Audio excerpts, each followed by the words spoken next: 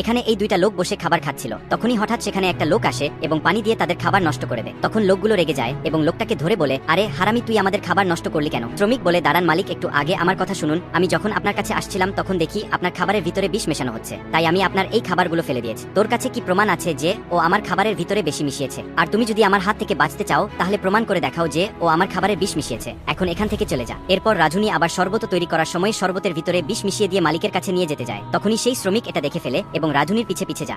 তারপর রাধুনি যখন মালিককে শরবত খেতে দেয় তখনই সেই শ্রমিক চলে আসে এবং মালিকের হাত থেকে শরবতের গ্লাস ফেলে দেয় এবং বলে, মালিক, এই শরবত খাবেন না, এই শরবতের ভিতরে বিষ আছে। এই ব্যবহারের মালিক রেগে যায় এবং তাকে থাপ্পড় দিয়ে বলে, তুই প্রতিবার এমনই করিস, তোর কাছে কি প্রমাণ আছে? তখন শ্রমিক মালিককে বলে, মালিক, আপনি এই রাধুনিকে আপনার সামনে এই শরবত খেতে বলেন, তাহলে সবকিছু প্রমাণ হয়ে যাবে। তখনই মালিক রাধুনিকে বলে, তুমি আমার সামনে এক গ্লাস শরবত খা। তখন রাধুনি তাড়াতাড়ি এক গ্লাস শরবত খেয়ে ফেলে, কিন্তু তার কিছু হয় না। এটা দেখে শ্রমিক রাধুনির কলার ধরে বলে, তুই সত্যি সত্যি বল, তখন মালিকের খাবারে কি মেশাচ্ছিলি? আরে ভাই, মালিকের পেটে সমস্যা, তাই খাবারের ভিতর